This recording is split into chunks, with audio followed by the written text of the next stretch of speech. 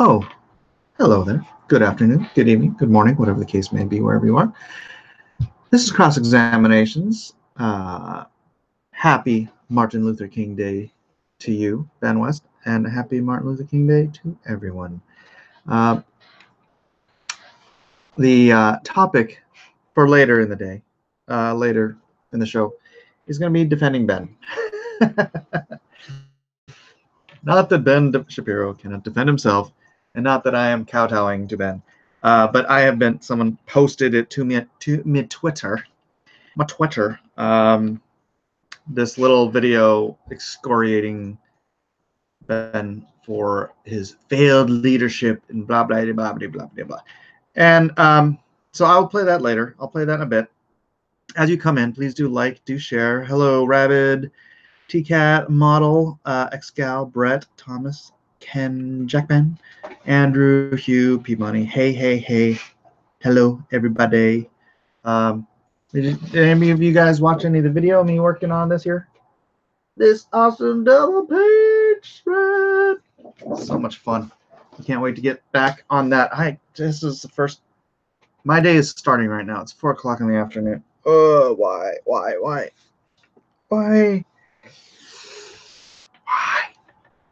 All right, everybody rolling in. Again, like, share. Let's spread the word that we are here to talk about all things faithful and true and Exo Manowar. Lone Star is what Captain America wants to be. Thanks, lazy. Oh, thanks, Malin. So, I'm gonna, before we get into the topic du jour, let me jump back into last, was it Saturdays? The church turns on Trump. Cross-examination 58. This is Cross-examinations episode 59. So actually, let me move this computer over here a bit. Move the camera over here a bit. And that way I can sort of be looking towards you anyways while I read these. So last questions, comments from the last episode. Nathan Rosario says, the fact that the article singles out white evangelicals immediately makes me question their credibility. As for the government shutdown, if someone loses their job because of it, then it's a pretty good evidence that their job should never have existed in the first place. I'm a small government guy, and I feel a vast majority of people who work for the government need to lose their jobs anyway. I know it seems a bit harsh, but our federal government and state governments have been growing out of control for decades now and needs to be reined in. I do agree with you. I would hope for a decent way to transition people out of those jobs, but I mean, look at the reality. We've got 800,000 people furloughed, and almost no one is affected by it, except for the people who were furloughed. So, yeah, I would say if I were Trump, I would make a point of this. Hey, look, who cares? I mean, that sounds callous. I mean, who cares as in nobody cares. That poll showed almost nobody was affected by this shutdown besides the people who were furloughed. So I would say get rid of, let's just get rid of half of them, right? Do a reorganization. The way Ford had to do a reorganization when they went bankrupt. They didn't take the government money. They reorganized. They laid people off. They reorganized the people that were there. They streamlined their company, and bam, they were out of bankruptcy in 6 months. Whereas GM, Chrysler, and the other one I can't remember off the top of my head, they all took government bailouts, and they were not out of bankruptcy for years.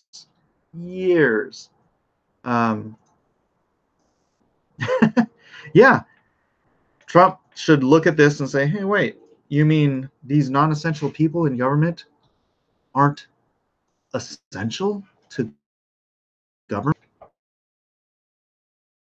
For a month, 31 days now, and nobody even notices that they're not doing their jobs, or their jobs aren't being done, yeah, cut 400. You know what? Cut 500,000 jobs.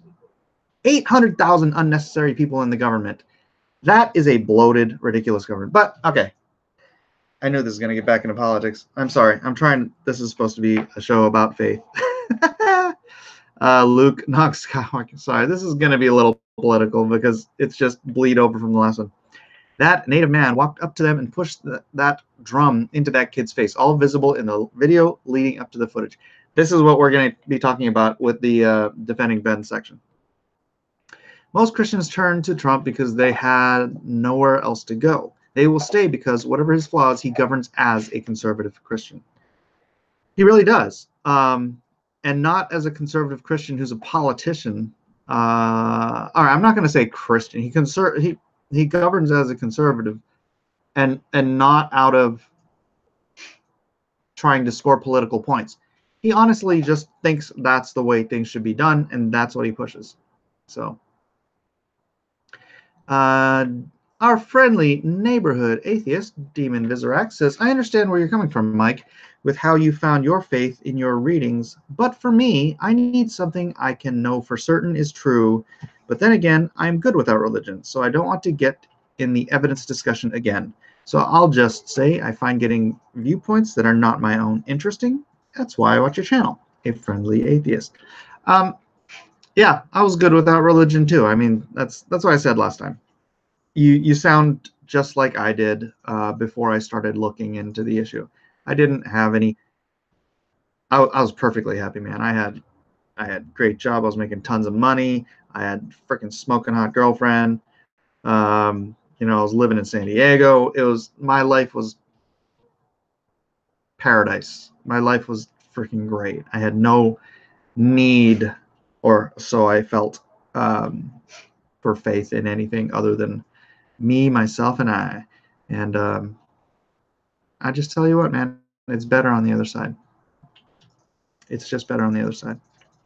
As great as I thought my life was, it's better having purpose and meaning, and not subjective purpose and meaning that you're just assigning yourself that can honestly change on a whim. But anyways, yeah, I'm not here to harass you with evidence and stuff, Vizirac. Just here to chat. Just here to chat. Great show as always, Mike, says XGal. I was knocked out on the couch while sleeping, but while you were live, glad I caught the replay. Right. Glad you got the replay too. That's why we keep the replays up. 70 people in here now. If you could, again, hit that like and refresh button. You know what? I forgot to do my Facebook lead in. All right, Mike S. Miller. Da, da, da, da, da, da, dee, dee, dee, dee, dee, dee, dee. Sorry, this always takes a minute. It takes a minute. Which one is this? Copy. And then I'll post it onto Facebook. All right, go live. Come fly with me. Let's fly away. Hello, Facebook family. This is Mike, and I am live right now on YouTube. I'll keep this live for a little bit, but if you want to join me on YouTube, do hit that link in the description. The link is in the description. Now back to our regularly scheduled program. Cyrillian Illyrium says, really? Near-death experience led you to pray? This phenomenon is really well known in science. That wouldn't do much for me. Well, it did for me. It just, near-death experiences were just, I mean, they're, like you said, they're really well known in science. They're not something you can just ignore and pretend doesn't happen. There is something beyond material life, right? We don't just blink out into nothingness. And so many of the NDEs had such similar experiences and lessons to teach and whatnot when they came back. Me to try. It led me to try. right? It was a test. I tested Jesus with that little prayer, and he came back, and it felt like, it could have been a coincidence, right? Sure, could have been a coincidence. But then I prayed again, and whatever it was the second time, I can't even remember what it was. It was just confirmation of the first time, because it was answered like that, 30 seconds or something like that. Whatever it was answered. I was testing Jesus. I said, if you are who you say you are, do this. And that's what cracked my mind open. Whereas my mind was closed to the concept of a personal God, a loving Father God character. As having been raised agnostic, I would make up my own little, this is what I think happens after you die, man. You go and you become like one with the great energy. And, I'd make up crap, and I'd look into other belief systems, and it was just the near-death experience and their experience with Jesus, one in particular, that led me to go to pray directly to him and ask him to prove himself, and he did. And so that's what led me down the path of seeking evidence. See, the thing is, when you have a closed mind, and I was having this really belabored argument on Twitter the past couple of days about evolution. When you have a closed mind, it doesn't matter what the evidence is. It doesn't matter what the proof is. Miraculous could happen right in front of your face. And if you have a closed mind, you reject it out of hand. You find excuses, reasons not to believe. Honestly, if you don't want to believe in God, you never will. If you don't, it is a matter of choice at some point. Now, some people can be wishy-washy and have an open mind about it and be brought to faith, or or the other way around. People lose their faith too. People. If your mind's too open, I guess anything can fall into it. But you have to have enough of an open mind to allow for possibilities. And my mind cracked open with after the near-death experience thing. It cracked open enough for me to test, do a little test. I was like, and you know what? If you want to know, if you don't want to know, you're never gonna know.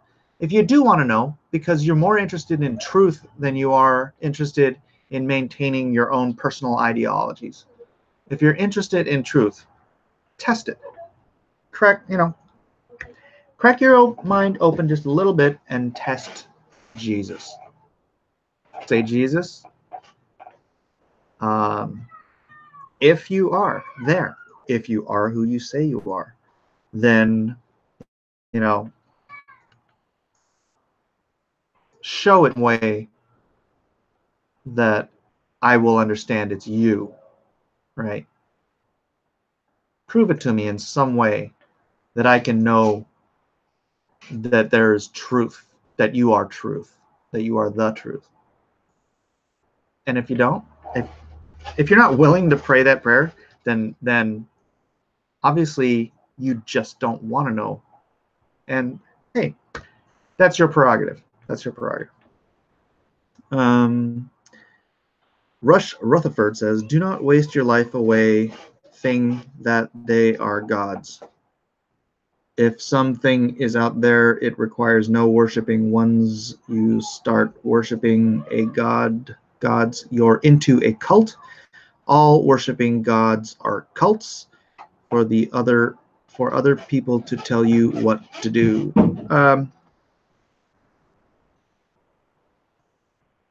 No, there are cults. but not everything is a cult. I think you don't know what the definition of cult is. A cult, by definition, is actually a false religion based on Christianity, based on the Bible. The word cult has come to have more of an amorphous meaning, which you're probably using.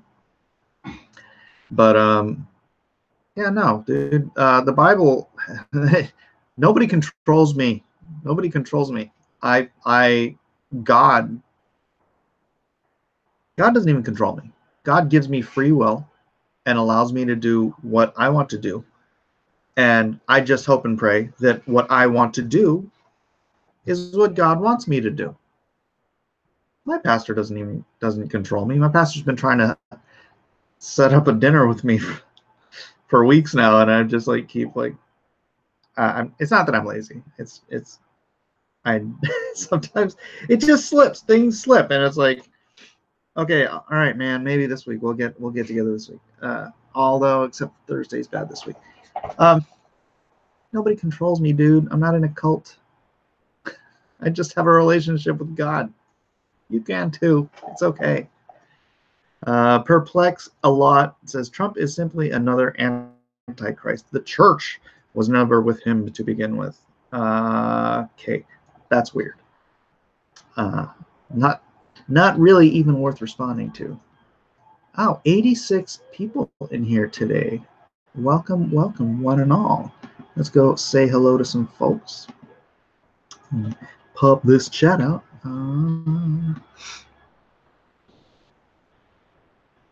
Who's here live with me? Who's here with me? Who's here? Monsieur Jean Malin, Desican, Hugh Hoyland, Dennis, Lazy Malin. No, Dennis Hugh. Ted Lehman. Putting his full name on the header might bring in more viewers. Okay, hold on. Let me edit it.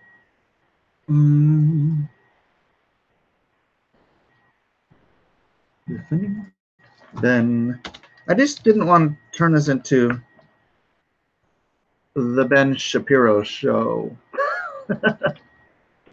You know what I mean? Putting up with stuff on Twitter regarding him. Wow, my monetization is automatically limited as not suitable for most advertisers. See, it's the Ben Shapiro thing. Oh my goodness. Oh, YouTube hates Ben Shapiro, I'm telling you. I haven't even said anything worthy of demonetization, and they're already there. They're already there. Wow, YouTube. Really? Really? Greetings, George, that one guy. Oh, you love my artwork. Thank you very much. Lazy Sunday, waking up in the late afternoon. Ben, it's Monday, man. It's Monday. Hey, Mike. Oh, hey, Mike. Look, I should probably... Am I better now? Here, let me just put it closer to me.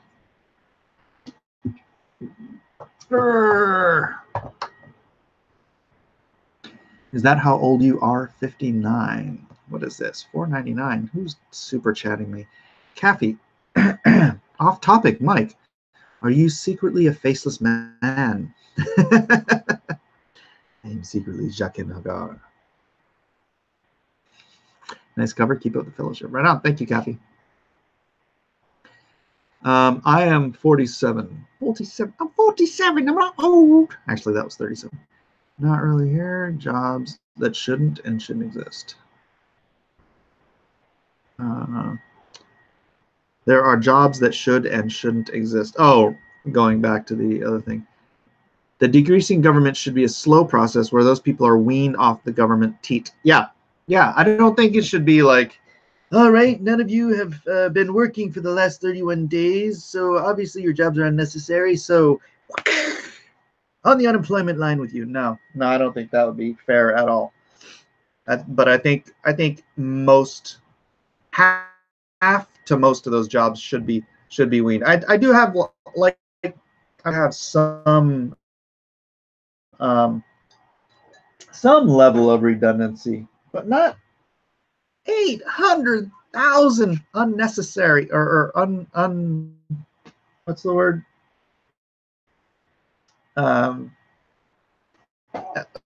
Essentially unnecessary jobs. It's crazy. All right. Back to the Covington. Duskin asks about the Covington thing. So, someone today on Twitter, little video. Hold on, let me pause it so I can get it going here. They sent me this little video.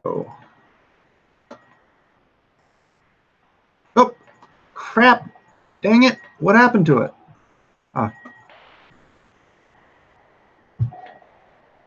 All right.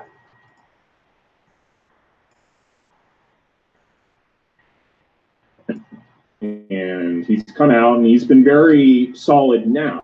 48 hours later, he's been very solid about critiquing the media and critiquing the failed leadership and cynicism of Ben Shapiro. Dragging those boys Stand with Covington. Demeaning the media and saying they shouldn't have piled on. The problem, as I see it, and the cynicism that I find in Shapiro is that 48 hours ago, he was one of the people piling on these kids. I don't know if you can see this, but there is Ben Shapiro.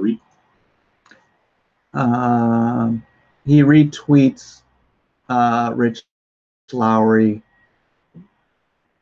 but let me show you what it actually says, and that's impossible to read. Tweeting a Rich Lowry tweet about apologizing to Mr. Nathan Phillips. He did multiple of those retweets. There was never a retraction from Shapiro. He retweeted later retractions by Lowry, but he never personally apologized for his part in joining the pile-on. He never personally apologized for spreading false information. And now, 2 days later, 48 hours later, when the dust has settled and the debate is won effectively on this question, Shapiro comes out and he's ready to slam the mainstream media. He says, I saw this and I was like, wait a second. Well, first of all, 48 hours ago, Ben Shapiro was on Sabbath. Ben does not tweet during Sabbath. So Friday night sundown, which was, shortly after his show or his appearance at the Women's March, until Saturday evening after sundown, Ben was not on Twitter. So here we go. Here is his timeline. So this was his last retweet. This would have been probably just before sundown, right? That other thing didn't even come up until Saturday, right? And so here's Saturday. This would be after sundown on Saturday, January 19th. Mazel tov, Ben Shapiro, well deserved. Or let's see, Stalin, CNN, Timcast, Stormlight, JPod, nothing about it, nothing about his speech. Okay, here's his first retweet about it, and it's the response from the Covington Catholic student, right? That's his first mention. His second mention is retweeting Sohrab Amari. This Indian fellow is obnoxious and appears to have initiated the encounter. His comrades escalated it with grotesque rhetoric as well. His next tweet about it. It begins to look as if the people who did not pigpile on the story before waiting to learn more about it made the right choice. Okay. His next tweet about it. And by the way, Ben tweets a lot.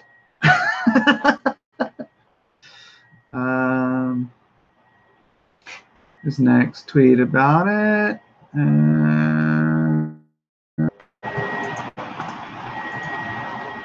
No. His next tweet about it. If anyone is interested in seeing the video of this situation in almost its entirety, I have spliced together cell phone videos I can find posted here. Next tweet about it. Consistent with the student's story, the tension begins to build as Philip beats the drums. Blah, blah, blah. His next tweet about it.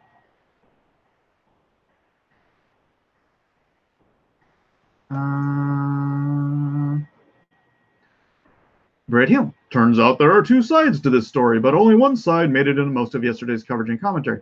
His next tweet about it. I mean, I'm just here. I'm trying to scroll up. Like I said, Ben tweets a lot, so I'm trying to get to the post where he retweeted Rich Lowry. The funny part about it is, all right, same thing here. Oh, look, this is Greg Gutfeld saying, I'm wondering whether I fell for something, and Ben retweets that. Where's the Rich Lowry one? Again, another positive one.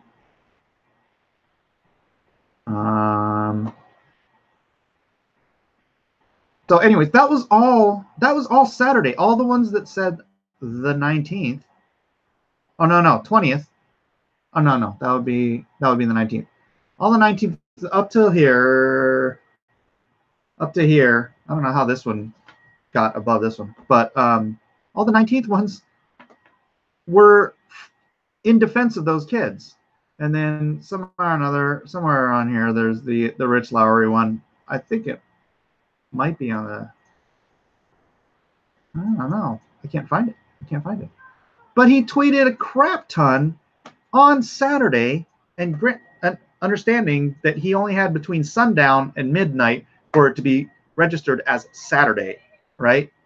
And then he's this clown. I don't even know who this guy is saying, There was never a retraction from Shapiro. He retweeted later retractions by Lowry, but he never personally apologized for his part in joining the pile-on. He never personally apologized for spreading false information. And now, 2 days later, 48 hours later, when the dust has settled and the debate is won effectively on this question, Shapiro comes out and he's ready to slam the mainstream media, slam all these people.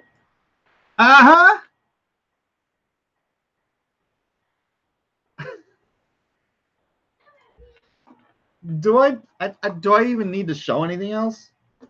Honestly, how many tweets was that Ben posted up on Saturday, right after he got right after Sabbath was over until midnight? He posted umpteenth freaking show the whole video. This is the student's perspective, blah blah blah things. Yeah, he retweeted the Rich Lowry. I wish I could find it. The Rich Lowry one he retweeted. Rich Lowry was saying this, the students deserve an apology, but Rich Lowry was quote tweeting,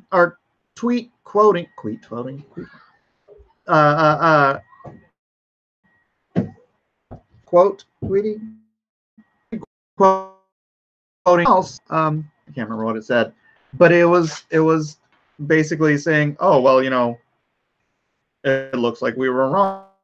So he was posting the quote of Rich that Rich Lowry happened to be saying, they should apologize, is tangential when weighed against the dozen plus, pro Covington kids tweets. So whoever that guy is, I don't even know who Will Chamberlain is, but apparently he's got a Jones against Ben, because that's bullcrap. That is just straight up bullcrap, and I think that's completely disingenuous the way he tried to promote it. And then saying 48 hours later, dude, go read the rest of Ben's Twitter. It is post after post after post. He probably posted 40 retweets about these kids being on the right side of history. So careful, even just because we're, and granted, we're not all conservatives here, but if you're a conservative, just because someone else is a conservative doesn't mean they're necessarily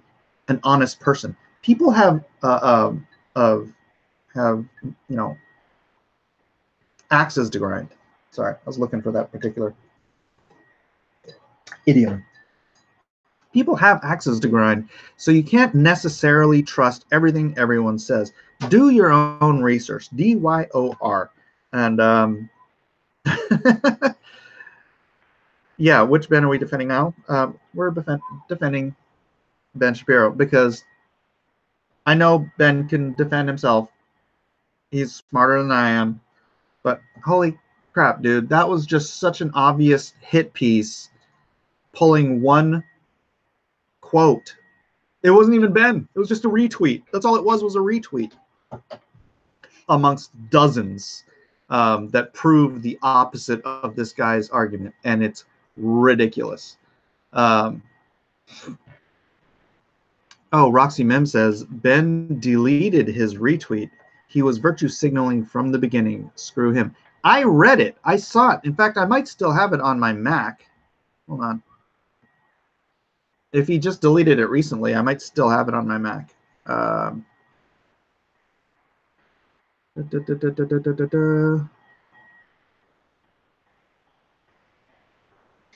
Let me scroll down.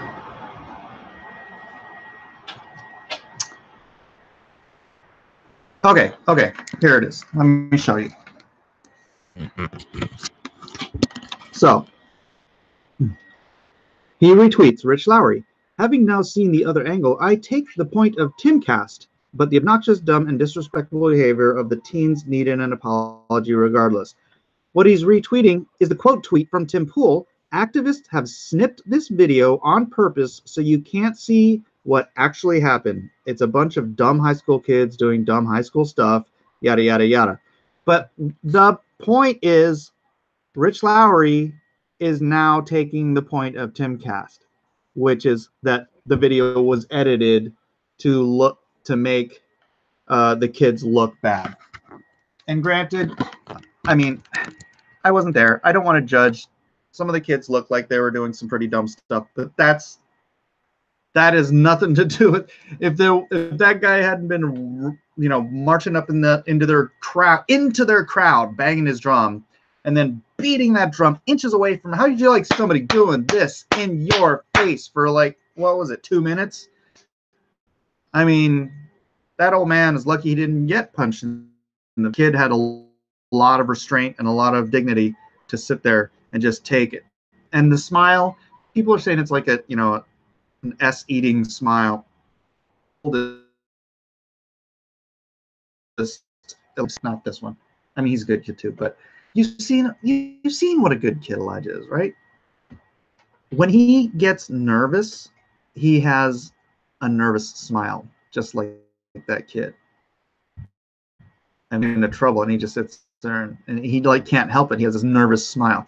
So I'm not going to sit here and judge that kid for having a nervous smile the way some of these people are. It's just ridiculous. So anyways, Dizzy Cam, sorry. An entire episode about this. No. I think we should. I mean, it's been a half an hour. I went through the other stuff, so retweeting someone else is not the same as apologizing for yourself. And I like Shapiro. What does he have to apologize for? What does he have to apologize for? You saw all those tweets from the day, maybe not the day it happened, but you remember Ben is he's not just a Jew, he's an Orthodox Jew. When the sun goes down on Friday, he turns off his phone. He turns off everything. He's probably not allowed to turn the light switch on. Orthodox Jews don't do any kind of work. Sundown Friday to sundown Saturday. So between sundown Saturday, which it was probably what time was it here? Like 6. So he had like 6 hours, right, to tweet, but less than that because he was probably doing something called eating dinner. So give him 5 hours. Give him 5 hours of tweet time between dinner, midnight, and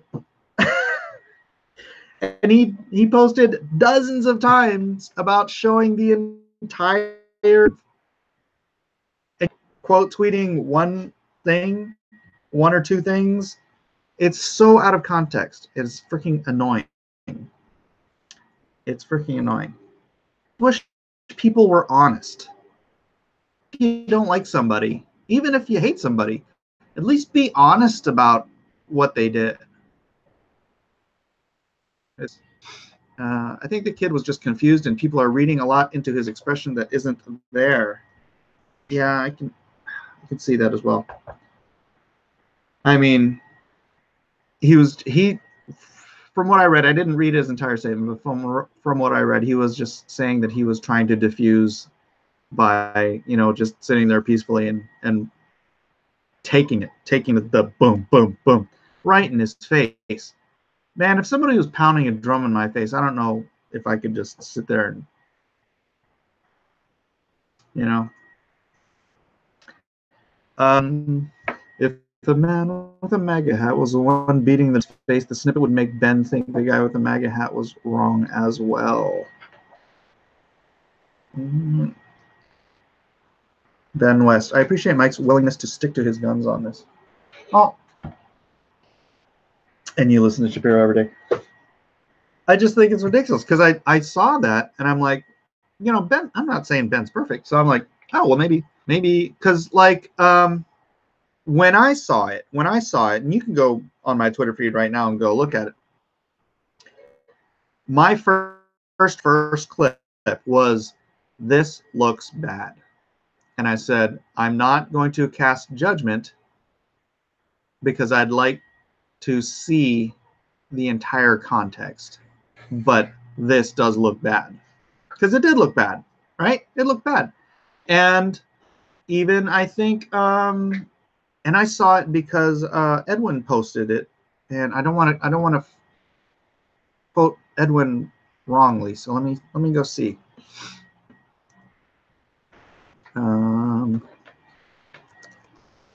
Edwin Boyett. If I remember correctly, even Edwin's initial thought was this looks bad, right? Boy, Edwin posts a lot too.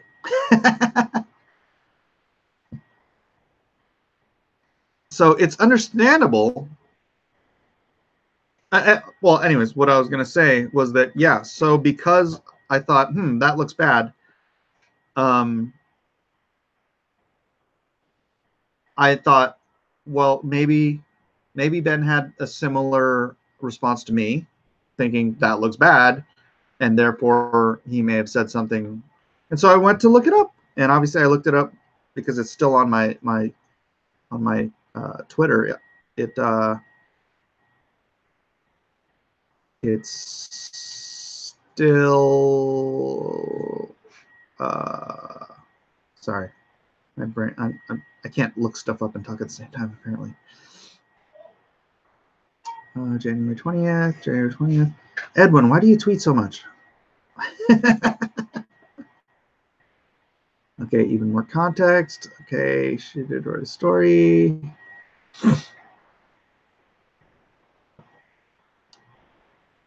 I'm just doing this because I don't want to misquote Edwin.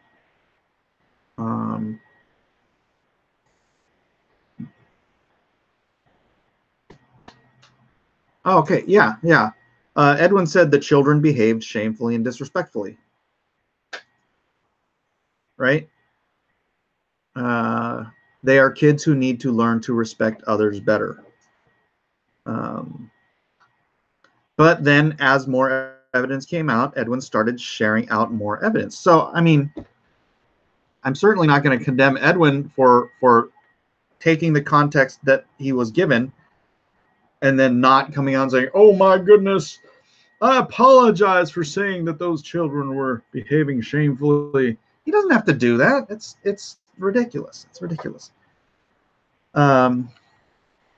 So anyways, so yeah, I went back and I checked Ben's Twitter, and I did not find what Will Chamberlain, whoever you are, said to be credible at all.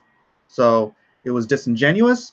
I think it was an attack, and I think Will Chamberlain owes Ben Shapiro and everyone else who follows him an apology.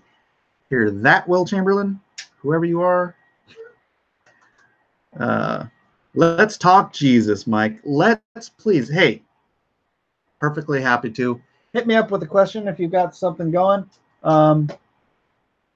Brighten up my day here. The way the racist, homophobic black dudes were screaming and harassing the kids at that age, I'd be acting ratty too. Yeah, I couldn't. Yeah, that was bad. That was bad.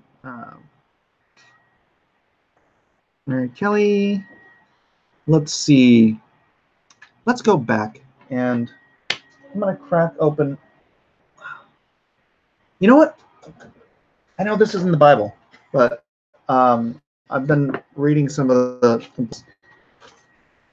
and where was it?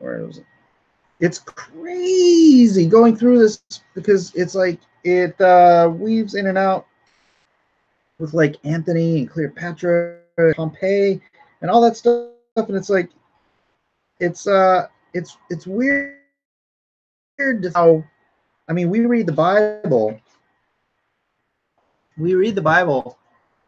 and it's so focused on just, yeah, Rome is the big kahuna at the time, and that's the context. We have all this secular history of and the whole Anthony and Cleopatra story and all that stuff, and it's just so weird to think that this was all, you know, historically in the same era, right? It's like, but yeah, there's this awesome, I think, this is it. From Antiochus Epiphanes taking Jerusalem to the death of Herod the Great. I'm just going to read this just because I thought it was cool, okay? At the same time that Antiochus, who was called Epiphanes, had a quarrel with the sixth Ptolemy about his right to the whole country of Syria, a great sedition fell among the men of power in Judea, and they had a contention about obtaining the government, while each of those that were of dignity could not endure to be subject to their equals. However, Onias, one of the high priests, got the better and cast the sons of Tobias out of the city, who fled to Antiochus and besought him to make use of and to make an expedition of Judea. The king, being thereto disposed beforehand, compiled with them and came upon the Jews with a great army, and took their city by force, and slew a great multitude of those that favored Ptolemy, and sent out his soldiers to spoil the temple and put a stop to the constant practice of offering daily sacrifice of expiation for 3 years and 6 months. 3.5 years. Where have I heard that before? But Onias, the high priest, fled to Ptolemy and received a place from him in the Nombus of Hell, where he built a city resembling Jerusalem. This tripped me out. He built a city resembling Jerusalem and a temple that was like its temple, concerning which we shall speak more in its proper place hereafter. I have to find out where else he talked about this. That is the first time I've heard about was it Onias, which was a high priest, building a second temple. How weird is it? You guys ever heard of that? And it's in Josephus. Now Antiochus was either with his unexpected taking of the city, or with its pillage, or with the great slaughter he had made there. But being overcome with his violent passions, and remembering that he had suffered during the siege, used to dissolve the country and to keep their infants uncircumcised, and to sacrifice swine's flesh upon the altar, against which they all opposed themselves, and the most approved among them were put to death. Bacchides also, who was sent to keep the fortress, having these wicked commands, joined to his own natural barbarity, to his own natural barbarity, indulged all extremists, tormented the worthiest of the inhabitants, man by man, and threatened their city every day with open destruction, till at length he provoked the poor sufferers by the extremity of the wicked doings to avenge. I just keep wanting to read this because there's this great scene which is actually illustrated here. They charged Jerusalem. That's a terrible drawing of an elephant, but dude, they came into Jerusalem with heavy armors, with heavy tanks, man. This if you guys haven't read Josephus, there's a lot of really neat stuff in here. Addendum to the Bible, because it's, Josephus was a Jewish historian, and I believe he was I believe here or write the history of the Jews for one of the Caesars in the 1st century. So he's almost contemporary with Christ, but it's background stuff, and I haven't read the whole thing. Cool stuff. Is this all Robot King on my end, or is it Mike? Oh, are you guys? Am I breaking up? Is M-I-E or E Sorry. Am I better now? Am I better now? Am I better now? Better now. 102 viewers on a live cross-examinations.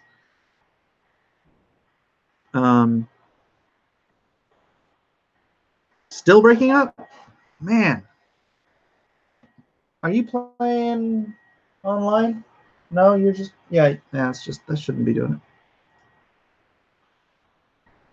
Don't go breaking my stream. I couldn't if I tried.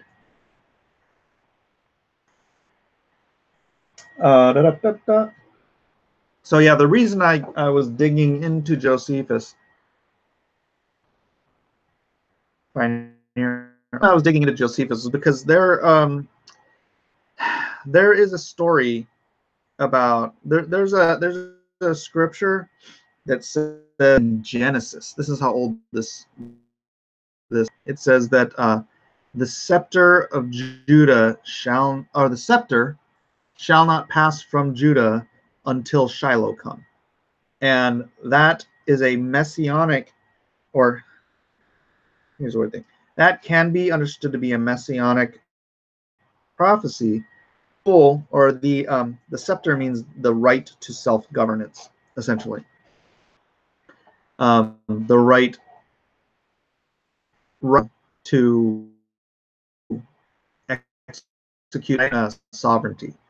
So the shall not till Shiloh come. Rome took away the sovereignty in 6 AD. What happened here was decades earlier, right? But Rome, a tepid over Judea, but it did not right to self-governance until 6 AD. And I was trying to find that moment in time in Josephus because I have heard, but again, I was looking for the actual writings myself, because I'm not sure if it's in the Josephus or if it's in one of the Talmuds. But what I have heard is that in 6 AD, because Shiloh, which is a name for the Messiah, had not come yet, there were Jews tearing their clothes and wearing sackcloth and ashes and mourning because they believed that the scriptures had been broken, because the scepter had been removed from Judea.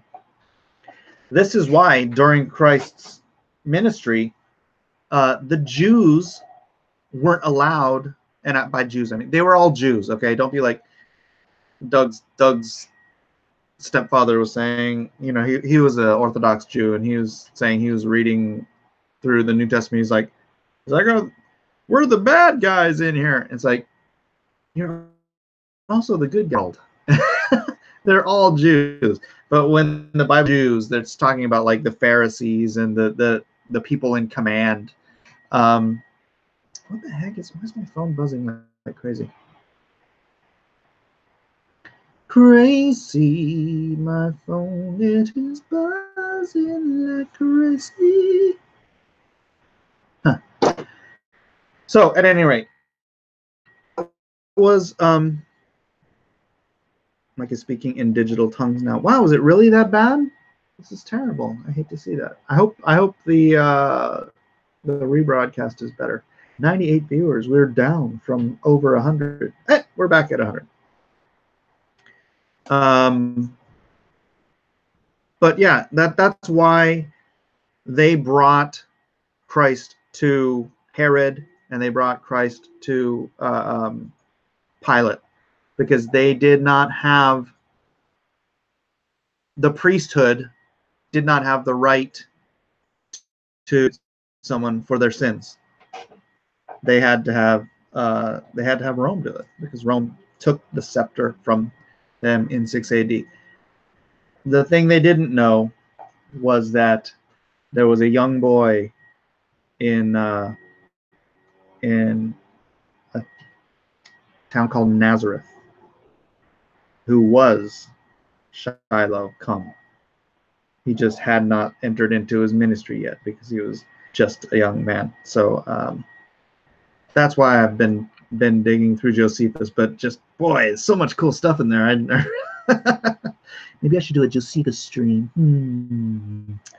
Any questions? Any questions? Really bad, hard to follow. Gosh darn it. Not for me. It's their connection, not yours. Ha! It's your connection, not mine. Good, good, good. Let's see.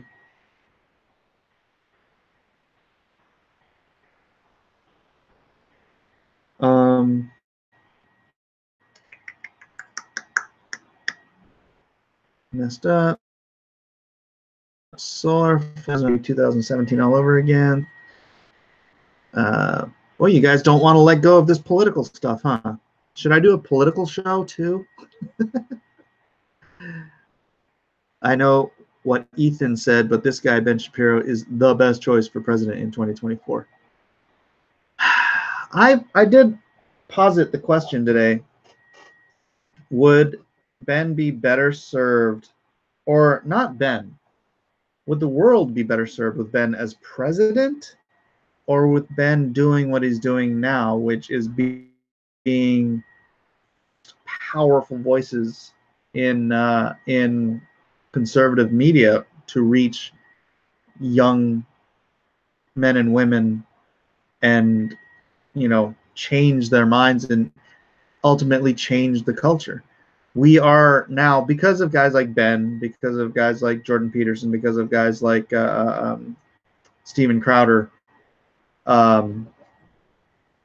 the Generation Z or whatever is more conservative. It's probably the most conservative generation coming up in generations. So no is not an answer. It's a one or the other. No is not a.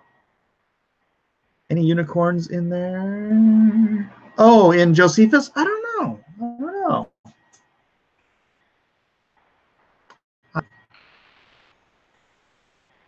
Ben is not presidential material. He's better suited as Supreme Court judge. No, we're going to have a Supreme Court already stacked with great concerns. We're really not going to need. We're not going to need that. Boy, some of you guys just don't like Ben. What is up? Ben, I agree with. I mean, other than his whole anti-Trump stance, but I think that's because he didn't understand that Trump's narcissism was actually a good thing.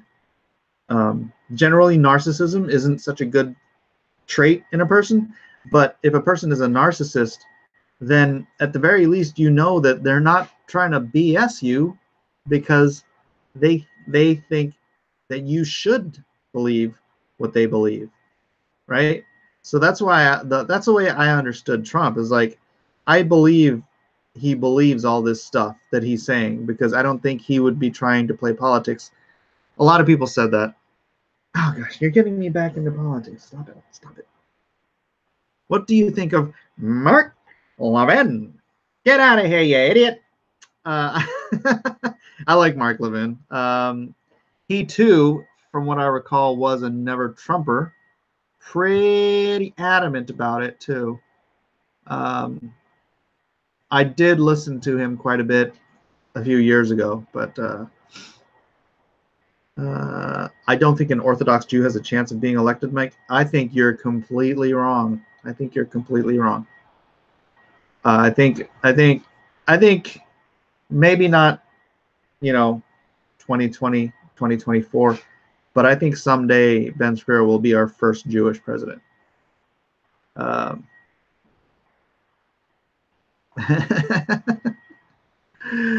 Problem with, oh my gosh, Steven Crowder is a good man for a Canadian. I like Ben Shapiro. I don't agree with him 100%, but I still like him. Same here. I don't agree with anybody 100%. Not even my own wife. So, yeah.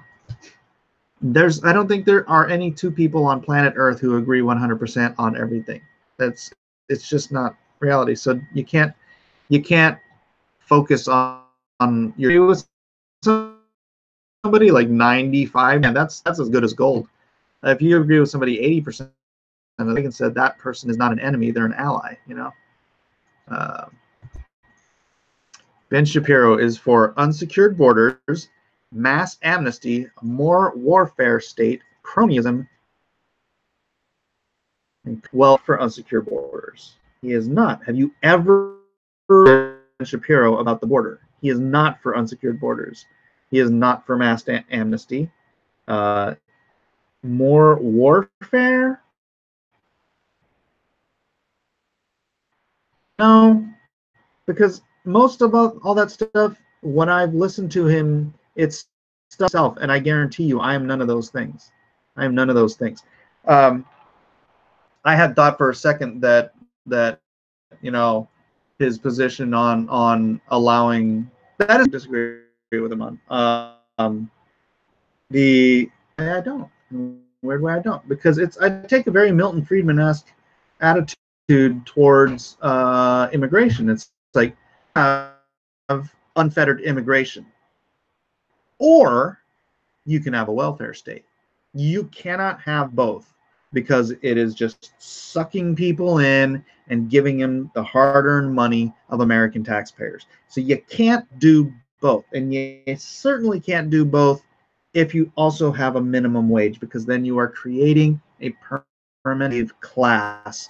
And while that may be great for business, that is not good for humanity, in my ever so humble opinion. So if you get rid of the minimum wage, allow the market to set its own,